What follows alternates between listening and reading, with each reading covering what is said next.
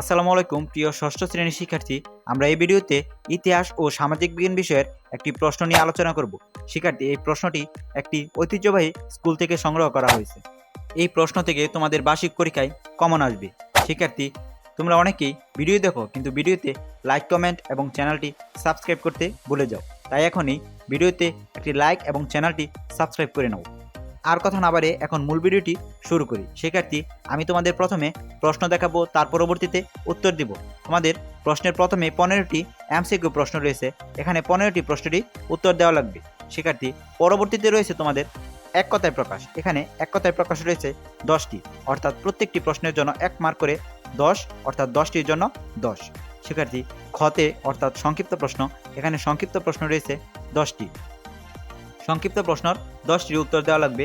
গ অর্থাৎ রচনামূলক প্রশ্ন, দৃশ্যপট বিহীন। এখানে তোমাকে 3টি প্রশ্নের উত্তর দেওয়া লাগবে। প্রতিটি প্রশ্নের জন্য 5 মার্ক করে, অর্থাৎ 3 পাশা 15 মার্ক পাবে। শিক্ষার্থী, পরবর্তীতে রয়েছে তোমাদের গহ বিভাগ। গহ বিভাগে 60টি প্রশ্ন থাকবে। সেখান থেকে তোমাকে 5টি প্রশ্নের উত্তর দেওয়া লাগবে। প্রত্যেকটি নঙে তুমি ক এবং খ দুটি করে প্রশ্ন পাবে। এভাবে তোমাকে 60টি প্রশ্নের মধ্যে 5টি প্রশ্নের উত্তর দেওয়া লাগবে। শিক্ষার্থী, আশা করছি তোমরা দৃশ্যপট নির্ভর যে প্রশ্নগুলো রয়েছে সেগুলো দেখতে পাচ্ছ। শিক্ষার্থী, এখন আমি ভিডিও শেষের দিক দিয়ে বলেছিলাম যে তোমাদের উত্তর দিব। এখন আমি তোমাদের প্রশ্নের উত্তর দেখাবো।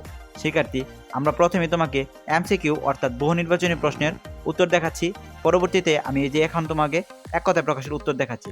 শিক্ষার্থী, এখানে মোট 15টি এমসিকিউ প্রশ্নের উত্তর রয়েছে এবং তার পরবর্তীতে তোমার 10টি এক কথায় প্রকাশের উত্তর রয়েছে। আশা করছি ভিডিওটি বুঝতে পেরেছো। শিক্ষার্থী, তোমার বার্ষিক পরীক্ষার জন্য শুভকামনা জানিয়ে ভিডিওটি এখানেই শেষ করছি। আল্লাহ হাফেজ।